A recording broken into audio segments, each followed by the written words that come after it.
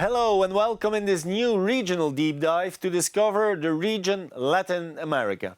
In this presentation, the ALD Automotive team will explain all you need to know about the dynamics in the Latin American fleet marketplace. Let me welcome Pilar Madeira, Head of Sales Team and Regions International Key Accounts at ALD Automotive, Mauricio Serna, Commercial Director at ALD Colombia, Christine Gulbe, CX Director at ALD Mexico, and Alexander Valadao, Commercial and Marketing Director at ALD in Brazil. The floor is yours. So good morning, good afternoon, good evening, everyone. We're here today, part of the Global Fleet Conference 2021, where we would like to share with you a bit of a focus of Latin America, more specifically getting the strategy and sourcing right towards fleet, and trying to break some of the misconceptions and as well some of the challenges connected to the main trends in the region. Together with me, I have my colleague, Christine Gulbe, who's Customer Experience Director in Mexico. She will be talking and take us through the key figures and some of the sourcing main challenges and questions that we have in Latin America. Mauricio Serna, Commercial Director in Colombia, will guide us through some of the main sustainability trends in the region. And finally, Alexandre Valadão, Commercial and Marketing Director in Brazil, who will give us a bit more of detail on the mobility trends in this market. I am Pilar Madeira. I'm Head of Sales Team and Regions at ALDSA. And before I pass the microphone to Christine, I would like to just share with you a few facts and figures of our group. So we are the first leasing company to be listed in the Euronext. We manage 1.7 million vehicles in 43 countries where we have a direct presence, but this number will elevate itself to 2.5 million when we consider our strategic partners, where we increase our coverage to 59 countries. But today is all about Latin America. And there I would like to share with you that we are present directly or through our key partners in 13 markets in the region. So without further ado, Christine will talk to us about the key figures and the funding preferences in Latin America. Many thanks, Pilar. Good day, all. Before to start discussion about funding preferences, few numbers about the market. In Europe, corporate fleet sales represents 34% of total new car registration, when in Latam it is 20%. And full service leasing is 47% of corporate sales in Europe, when it's only 20% in Latin America. So we believe that full service leasing has potential to grow in Latin America, and one of the latest growing opportunities we see is customer interest for sales and leaseback. Historically, many companies own their company vehicles and manage their fleet in-house. But companies are changing the fleet strategies by selecting leasing companies to finance and service their fleet. And this crisis is accelerating the customer decisions towards fleets as well. So opportunity to transfer own fleet to leasing company with sales and leaseback, and placing the new car order with leasing company helps customers much faster implement new fleet strategies and have full 360-degree fleet journey. Last year, many companies postponed their decisions regarding the fleet. And starting from end of last year and this year, we see that more and more customers are looking for opportunities to outsource their fleet activities. The key focus for customer is on operational efficiency, transparency, and reducing overall costs of the fleet, as well as be able to use resources to their core business and delegate the management of their fleet to experts. In the next slide, we will talk a bit more about benefits and limitations of sales and leaseback. Thanks. In Mexico, there is still a lack of knowledge between the leasing and buying models, and it's very important to know all components of each model with benefit of total cost of ownership and total cost of mobility. This is where we are working close with our customers and prospects by analyzing their fleet and proposing the best solution that fits the customer. In this journey of implementation, it's also necessary to educate companies so they understand why leasing is a very good choice and change the cultural part which believes that ownership is the best. The evaluation of demand for sales and leasing is more being seen in sense of mobility solution rather than fiscal benefits, but all elements plays important role in decision making. A part of all benefits listed in this slide, many customers realizing that outsourcing fleet administration is great opportunity to focus on their core business. In discussions with existing customers, we are receiving comments like, we are not the experts in fleet, we need a strategic partner, we want to receive professional consultations. Basically, customers are looking for a strategic partner who will provide wide range of solutions for their fleet mobility. By moving own fleet to service integrator, it helps company to improve its productivity as we take responsibility of supporting customers with better negotiations, IT systems, consolidated billing, controlled networks, fleet administration, and advice on best practices. Also, being as a global player, ELD locally provides to its customers global solutions. Many of projects are managed internationally and countries are adapting to the local market needs and offer to its customers. With this, I am passing microphone to Mauricio, who will talk about fleet greening and sustainability trends. Thank you. Thank you, Christine. When we talk about sustainability, electrification comes to our mind in our sector, of course. This is a trend that, especially in Europe, already has some years of experience. We can see the case of Norway with 70% of the sales in 2020 of vehicles were of low emissions vehicles. We can see countries like Germany and France with rates above 10%. And then we go to China, for example, 6.2 penetration, even despite of the great amount of vehicles, electric vehicles that they sold.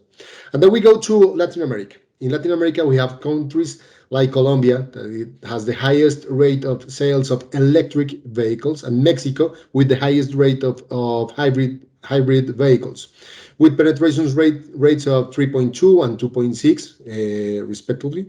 And then you go to Argentina, Brazil, and other countries with 1% or less than 1%. But this is related to state policies and incentives in the markets. If you look in this summary of these incentives in the region, we can see a correlation between the penetration of the sales in each country and the national strategy for e-mobility, for example, in the case of Colombia, and the reduction on taxes, road taxes, import taxes, VAT differentiated, and in terms of utilization, for example, parking, construction licenses, and differentiated energy cost. This is very important, and this is what makes the penetration easier on each country. And what we see, obviously, in this journey of electrification, that there are some restrictions. For example, in terms of prices. The lower purchasing power that we have in the region compared to Europe makes, in most of the Latin American countries, a privilege of a few to have electric vehicles. The geography, the large sizes of most of Latin American countries, and the lack of adequate road infrastructure make the autonomy and the infrastructure of charging points some kind of barrier for electric vehicles, giving more space to hybrid, but there's an opportunity for hybrid vehicles.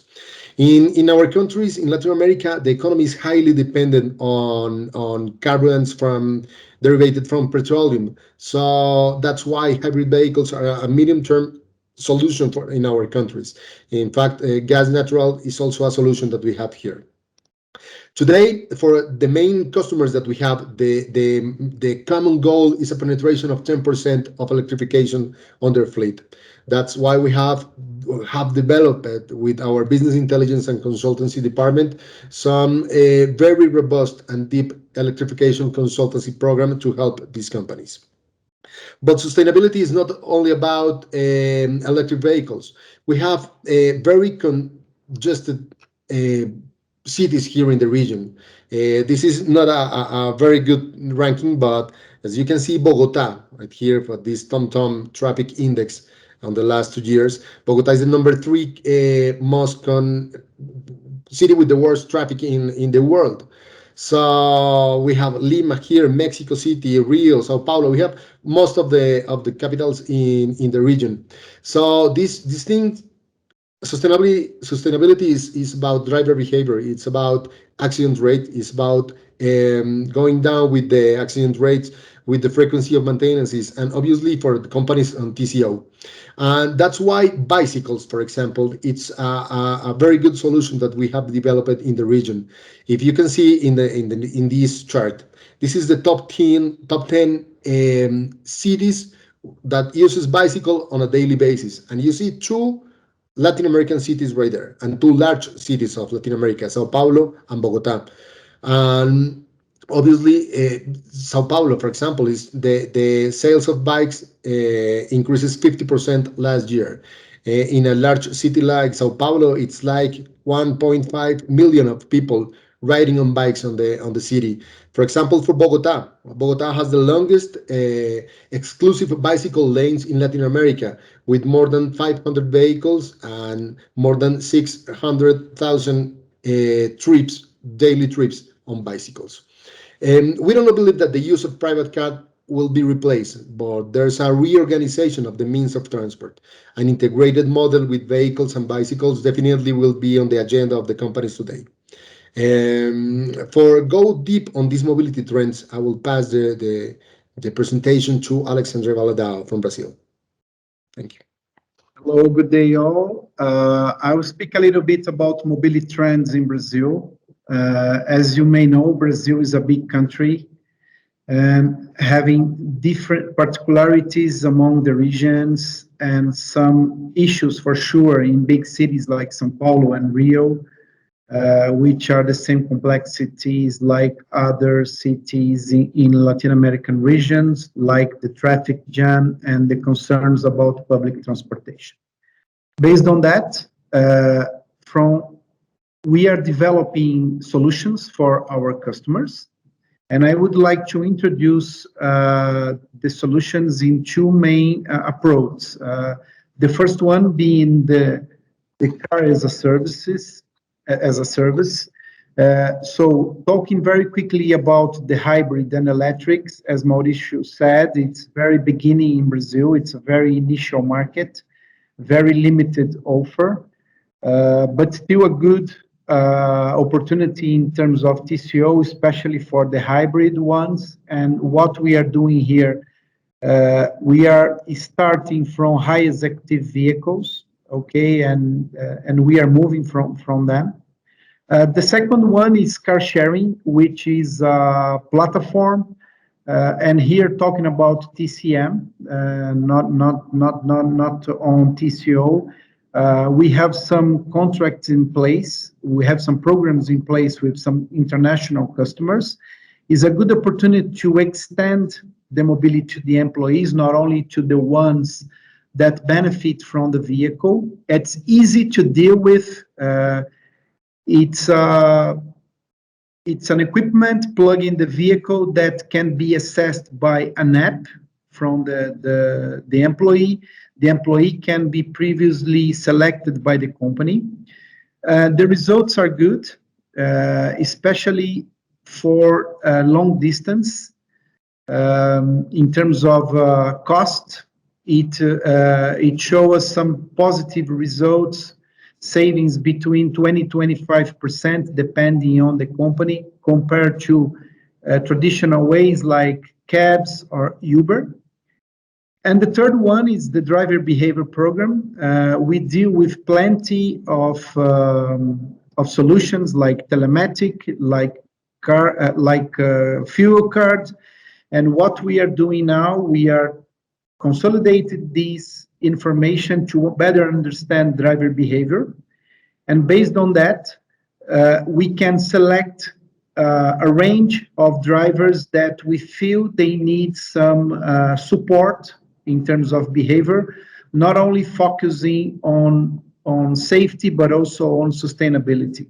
And based on that, we offer a driver behavior program, which is an e-learn that for sure is bringing positive results to the company in general. And the second approach is the mobility as a service. And here I bring some, and here we are not talking about the vehicle, but we are talking about some solutions that is for sure supporting the customers. The first one is the mobility card, which is a prepaid card that consolidates different ways of mobility, such as parking, tolls, fuel, um, and it's really good because the customers are starting having a better view of the cost. It's complementary to the vehicle. It doesn't necessarily replace.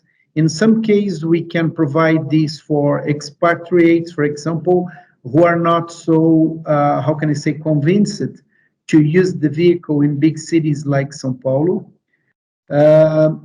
The second one is the multimodality that we are doing today. We rent the vehicle plus the bike. This is also a good solution, especially for the last mileage. As we said before, the traffic jam and everything, some specific areas from Sao Paulo and Rio, it's really, really more efficient when you use a bike or a scooter instead of the vehicle. And last, digital tools. The customers are seeking more and more digital. And what we are doing today, we are boosting our MileD Latam offer and the driver and the fleet management portal. And the goal for sure in the medium term is to connect all of these mobility solutions. Well, thank you very much. I turn back to Pilar for final considerations. Thank you, Alexandre. So, to sum up, we could say we have three key takeaways to optimize fleet operations in Latin America.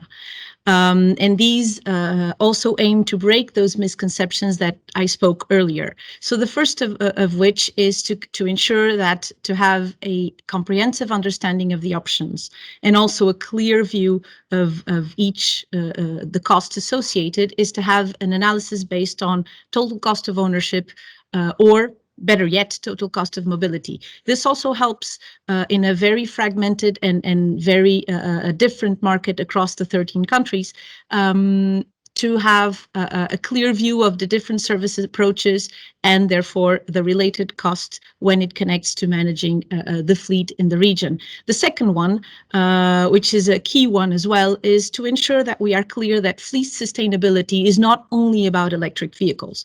As Mauricio shared, local alternatives in terms of powertrains are real. There are very specific ones, for example, thinking about flex fuel in Brazil, that have proven CO2 emission reductions and enable an alignment, considering the local constraints, to a global fleet strategy that needs to become more sustainable.